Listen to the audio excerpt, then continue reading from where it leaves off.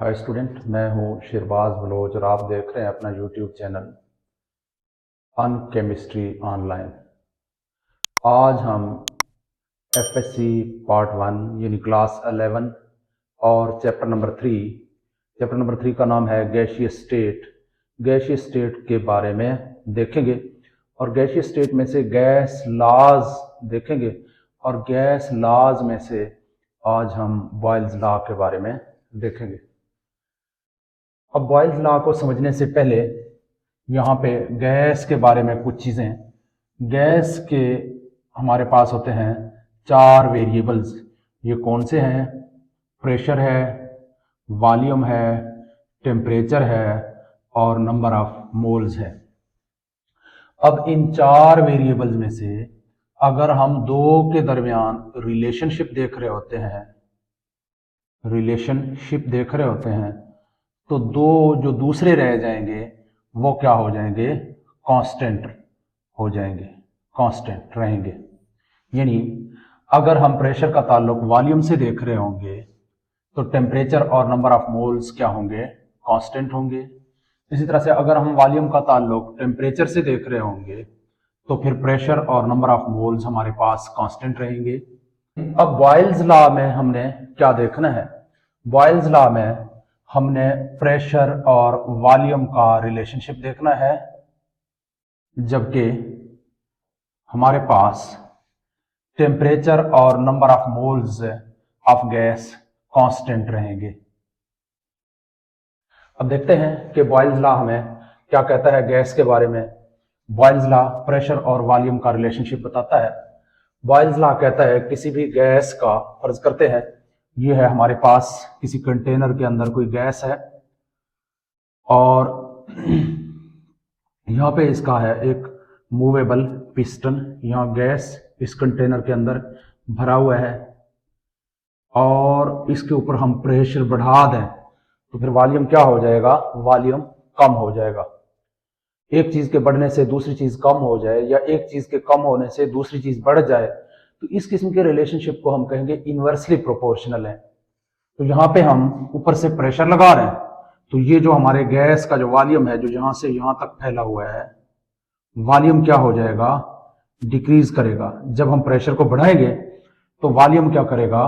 Decrease करेगा। इस किस्म के रिलेशनशिप को हम कहेंगे इनवर्सली प्रोपोर्शनल। Inversely proportional. तो अब बॉयल्स लॉ में ये कहता है कि गैस का जो वॉल्यूम है वो प्रेशर के इनवर्सली प्रोपोर्शनल होता है। Volume of given mass of a gas is inversely proportional to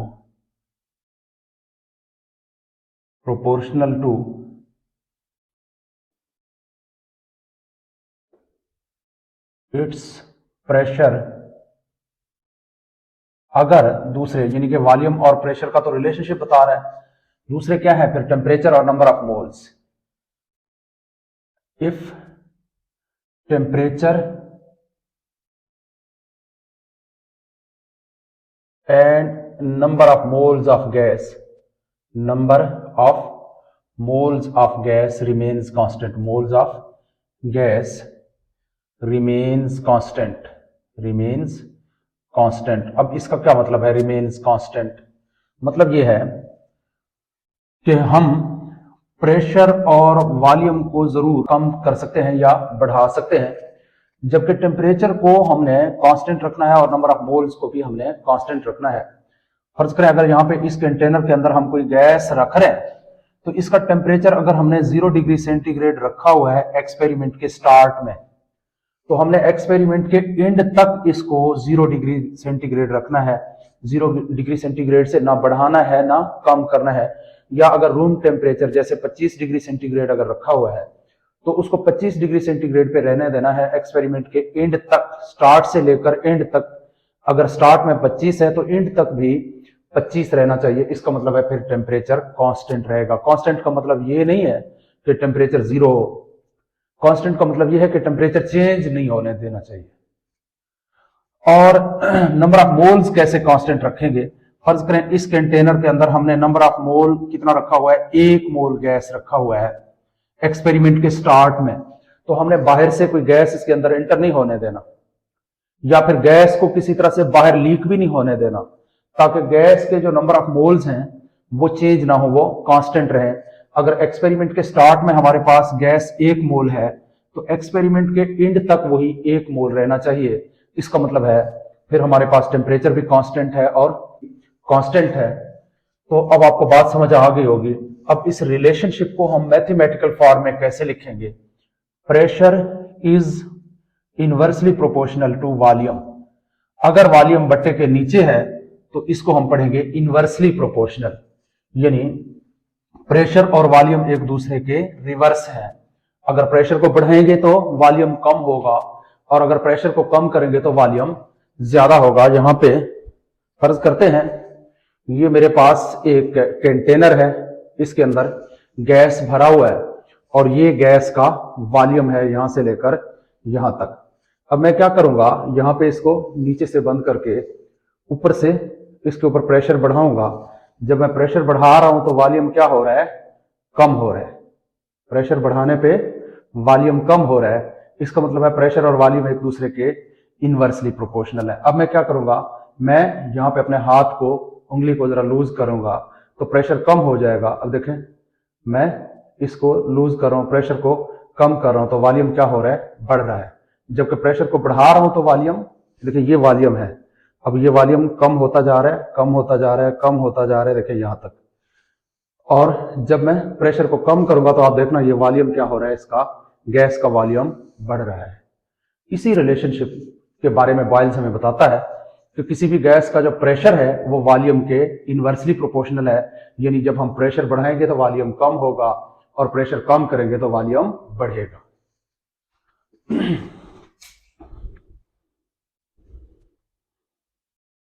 अच्छा जी, अब pressure is inversely proportional to volume.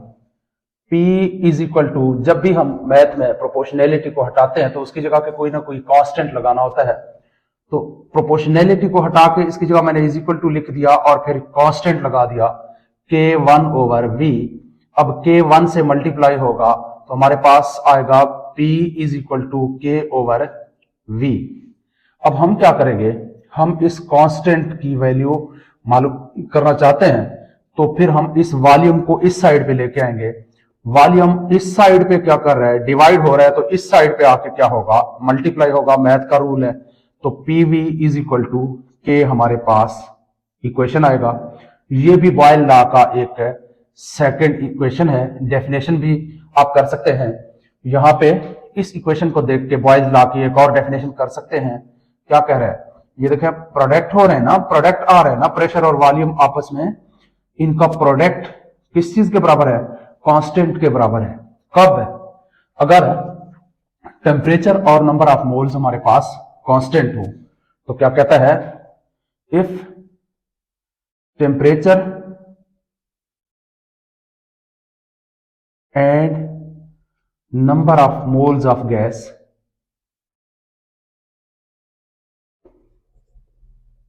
remains constant, then product of pressure and volume, pressure और वॉल्यूम का जो प्रोडक्ट है वो भी किसके बराबर आएगा, कांस्टेंट के बराबर है। Then product of pressure and volume of a gas और remains also constant, remains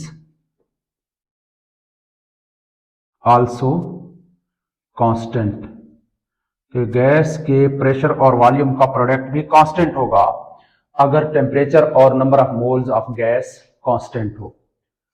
तो यहां पे PV अगर कांस्टेंट के बराबर है तो इसका मतलब है प्रेशर और वॉल्यूम जब भी आपस में इनका कहीं भी प्रोडक्ट आ रहा हो तो वो कांस्टेंट के बराबर होगा।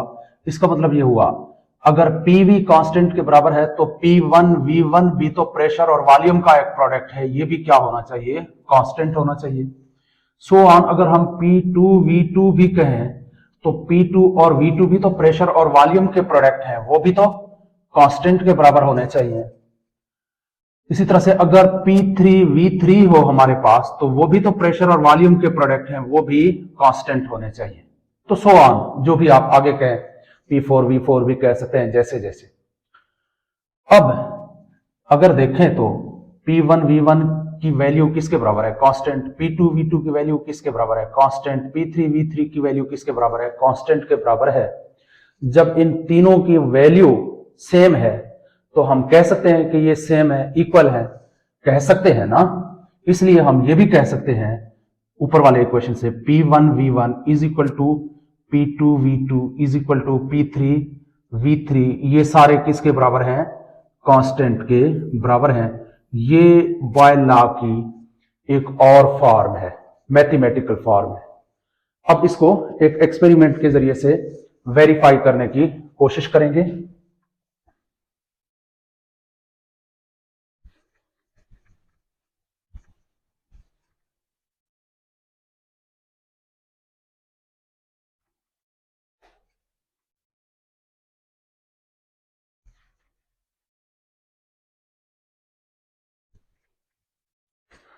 अच्छा जी, बॉयल लॉ क्या कहता है? P1 V1 is equal to P2 V2 is equal to P3 V3 is equal to constant. अब हमने इसको क्या करना है? वेरीफाई करना है। तो हम हेडिंग लगाएंगे verification of Boyle's law. Boyle's law की वेरिफिकेशन तजर्बे से हमने, या एक्सपेरिमेंटल वेरिफिकेशन भी आप कह सकते हैं। अब हम कर रहे हैं एक एक्सपेरिमेंट। अब इस एक्सपेरिमेंट में हम क्या करेंगे? हमारे पास है एक गैस एक सिलेंडर के अंदर, और इस गैस का जो वॉल्यूम है वो V1 है। इसके ऊपर हमने यहां पे एक वेट लगा रखा है। फर्ज करते हैं इसका वेट जो है, इसको हम P1 कहते हैं। ये 2 एटमॉस्फेरिक है, 2 एटमॉस्फेरिक। और इस वक्त जबकि हमारे पास प्रेशर 1 एटमॉस्फेरिक है, तो हमारे पास वॉल्यूम कितना है? ये भी आप फर्जी लिखें, कोई भी लिख लें, ये भी फर्जी लिख लें, कोई भी लिख लें, लेकिन आगे रिलेशनशिप को कांस्टेंट रहने देना है। तो फर्ज करते हैं V1 है हमारे पास 1 decimetre cube, 1 decimetre cube volume है। प्रेशर हमारे पास 2 एटमॉस्फेरिक है। अब हम क्या करते हैं? हमने इस गैस के प्रेशर को बढ़ाना है, डबल कर देना है। यानी इसको हम यहां पे जो हमने लोड रखा हुआ है 2 एटमॉस्फेरिक के बराबर प्रेशर दे रहा है, अब इसको हमने बढ़ा के 4 एटमॉस्फेरिक कर देना है। फर्ज करते हैं जब हम इसको 4 एटमॉस्फेरिक कर देंगे तो हमारे गैस का जो वॉल्यूम है वो क्या हो जाएगा? मजीद कम होके आधा रह जाएगा। अगर पहले 1 डेसीमीटर क्यूब है तो अब हमारे पास जो V2 है वो 1/2 डेसीमीटर क्यूब रह जाएगा।